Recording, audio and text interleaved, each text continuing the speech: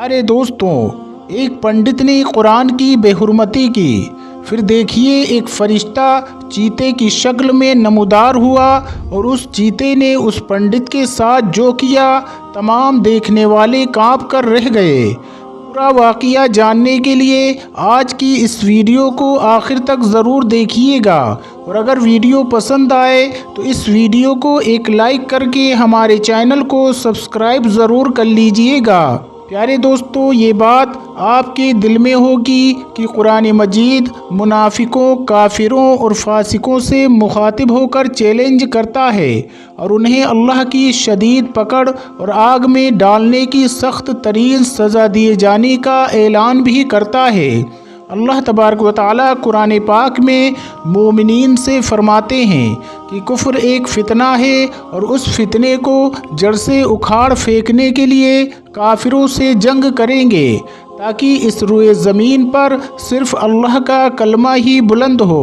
कुरान मजीद के नुज़ूल और उसके दिए गए अहकाम के बाद रसूल पाक सल्लल्लाहु अलैहि वसल्लम ने सहाबा इकराम की क़यादत फरमाते हुए कुफ्र को ललकारा, और यहीं से कुफ्र और इस्लाम, हक़ और बातिल के दरमियान लड़ाई शुरू हुई और क़यामत तक ये लड़ाई जारी रहेगी। और इस लड़ाई के दौरान मुनाफिकीन और फासिकीन ने इंतहाई घटिया रोल अदा किया, जो कि आज तक बदस्तूर जारी है।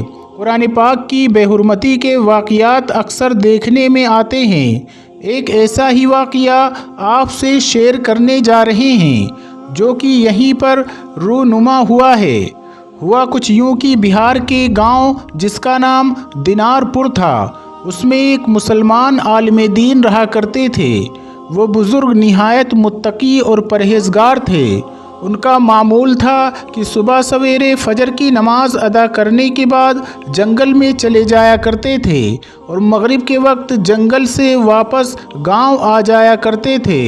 दिनारपुर गांव के लोग उनके इस रूटीन पर हैरान थे, लेकिन किसी ने ये जानने की कोशिश नहीं की कि आखिर ये बुज़ुर्ग सुबह के अंधेरे में जंगल की तरफ क्यों चले जाते हैं और शाम को ही वापस क्यों लौटते हैं। उसी गांव में जहां बड़ी तादाद में मुसलमान आबाद थे, वहीं दूसरी तरफ हिंदू घराने भी मौजूद थे। हिंदू मुसलमानों से सख्त नफ़रत करते थे और मुस्लिम मुखालिफ अक़दामात में पेश नज़र आते थे और मंसूबा बंदी करते रहते थे कि कैसे मुसलमानों को बदनाम करके उनको इस गांव से निकाल दिया जाए। प्यारे दोस्तों, उस नौजवान की कोई तरकीब और तदबीर काम नहीं आ रही थी। एक दिन उन्होंने सुना गांव में बहुत बड़ा पंडित आया हुआ है। बहुत कम अरसे में उस गांव के मुसलमानों को मुश्किलात में डाल कर रख दिया है। खबर सुनकर दिनारपुर के गैर मुस्लिमों ने ये प्लान बनाया कि फौरी तौर पर उस पंडित से मुलाकात किया जाए और सूरत हाल से आगाह किया जाए, ताकि मुसलमानों के ख़िलाफ़ बड़ी साजिशें की जा सकें। और यूँ दिनारपुर के तमाम गैर मुस्लिम उस पंडित के पास जा पहुँचे और तमाम हालात बयान कर दिए। उस पंडित ने कहा, मैं ख़ुद तुम्हारे गांव आकर हालात का जायज़ा लूँगा और मुसलमानों को तंग करेंगे। दूसरे दिन वो पंडित दिनारपुर पहुंच गया और मुसलमान आलिम दीन के बारे में पूछताछ शुरू कर दी। पंडित को बताया गया कि एक आलिम दीन ऐसे हैं जो सुबह सादिक जंगल में चले जाते हैं और शाम को ही वापस लौटते हैं। ये जानकर उस पंडित ने झूठी कहानी गढ़ी और दूसरे दिन जैसे ही सूरज निकला, उसने गांव में ऐलान कर दिया कि मुसलमानों का ये आलिम दीन रोज़ाना जंगल में अपने झूठे खुदा से मिलने जाता है और गांव वालों से छुपाता है। आज मैं और दूसरे गैर मुस्लिम लोग जंगल में जाकर उसकी पोल खोल कर रख देंगे और उसे कत्ल करके गांव वापस लाएंगे। दोस्तों, ये सुनकर दिनारपुर के मुसलमान परेशान हो गए और उस पंडित के पीछे हो लिए, जो अपने चेलों के साथ जंगल की जानिब बढ़ रहा था। जब वो पंडित जंगल के बीचों बीच पहुंचा तो क्या देखते हैं कि वही आलिम दीन एक झोपड़ी के सामने चादर पर बैठे हैं और सामने कुरान मजीद रखा हुआ है। वो बुज़ुर्ग बड़े ही एहतराम के साथ कुरान पाक की तिलावत में मशगूल हैं। دینارپور کے مسلمانوں نے جب یہ دیکھا تو سمجھ گئے کہ یہ بزرگ روزانہ جنگل میں کس مقصد کے لیے آتے ہیں۔ دراصل اللہ کی عبادت کرنے کے لیے جنگل میں آتے ہیں۔ پنڈت نے بزرگ کو گرجدار آواز میں پکارا کہ اے بڈھا، یہاں روز کیوں آتا ہے اور گاؤں والوں کو کیوں دھوکہ دے رہا ہے؟ جس پر وہ بزرگ بولے کہ میں تو روزانہ اپنے رب کی عبادت کرنے کے لیے آتا ہوں اور قرآن کریم کی تلاوت کرتا ہوں۔ بزرگ نے یہ کہتے ہوئے قرآن مجید کی طرف اشارہ کیا۔ پنڈت نے جب یہ سنا تو غصے سے آگ ببولا ہو گیا اور نعوذ باللہ قرآن پاک کی بے حرمتی کرتے ہوئے اسے زمین پر پھینک دیا۔ یہ دیکھ کر وہاں پر موجود تمام مسلمان اس ہندو پنڈت کو لعن طعن کرنے لگے، کیونکہ اس نے قرآن مجید کی بے حرمتی کرتے ہوئے اسے زمین پر گرا دیا تھا۔ پیارے دوستو، یہ منظر دیکھ کر وہ بزرگ بھی جلال میں آ گئے۔ انہوں نے آگے بڑھ کر قرآن مجید کو اٹھایا اور پھر جھوپڑی کی طرف منہ کر کے کچھ بولا اور دیکھتے ہی دیکھتے جھوپڑی سے ایک چیتا باہر نکلا اور اس پنڈت کو چیر پھاڑ کر رکھ دیا۔ جس کے بعد اس بزرگ نے پورے گاؤں خصوصاً غیر مسلموں سے مخاطب ہو کر کہا کہ بے شک میرے اللہ نے یہ وعدہ کیا ہے کہ وہ خود اپنے کلام کی حفاظت فرمائے گا۔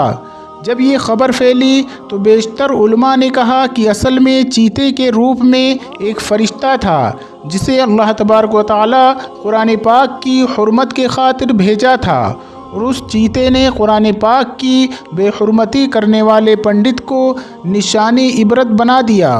اللہ تبارک و تعالی فرماتا ہے کہ بے شک ہم ہی اس کی حفاظت کریں گے، اور بے شک یہی پہلی آسمانی کتاب ہے جس کی حفاظت کی ذمہ داری خود اللہ رب العزت نے لی ہے۔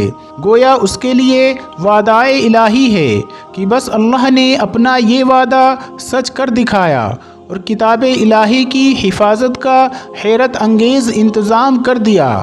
دوستو، الحمدللہ 1423 سال گزر جانے کے بعد بھی اس میں رتی برابر بھی کوئی فرق، کوئی تبدیلی، کوئی تغیر نہیں آیا۔ ملعونوں کی طرف سے لاکھ کوششیں کی گئیں، مگر ان کی آج تک ایک بھی ناپاک کوشش کامیاب نہ ہو سکی اور نہ ہی تا قیامت تک ہو سکتی ہے۔ اللہ تبارک و تعالیٰ کی جانب سے قرآن مجید کی حفاظت کا انتظام دیکھیے کیسے کیا گیا۔ سب سے پہلے قرآن کے متن کو حضرت جبرائیل علیہ السلام کے واسطے سے ہمارے آقا حضرت محمد مصطفیٰ صلی اللہ تعالیٰ علیہ وسلم پر نازل کیے گئے، اور وہ حرف با حرف آج بھی اپنی اصلی حالت میں موجود ہے۔ آپ پر جب وحی نازل ہوئی تو آپ فوراً کاتب وحی میں سے کسی ایک سے کتابت کروا لیتے، پھر صحابہ اکرام اسے نبی کریم صلی اللہ علیہ وسلم کی زبان اقدس سے بھی سنا کرتے تھے، اور جو لکھا ہوا ہوتا اسے بھی محفوظ کر لیتے تھے۔ اس طرح 23 سال تک قرآن پاک نزول کے وقت میں لکھا جاتا رہا۔ صحابہ اکرام نے اسے حفظ کیا اور نبی اکرم صلی اللہ علیہ وسلم نے اس کے حفظ کی فضیلت بتائی۔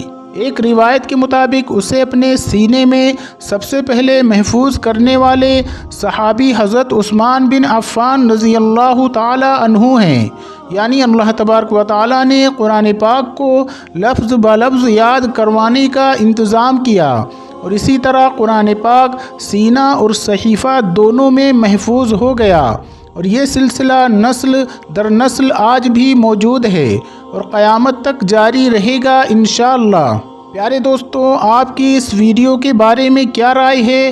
اپنی رائے کمنٹ باکس میں ضرور لکھیں، اور اس ویڈیو کو لائک بھی کریں اور اپنے دوستوں میں بھی زیادہ سے زیادہ شیئر ضرور کریں۔ ملتے ہیں پھر نئی ویڈیو کے ساتھ، تب تک اپنا بہت زیادہ خیال رکھیں۔ اللہ سب کو ڈھیروں خوشیاں عطا فرمائے۔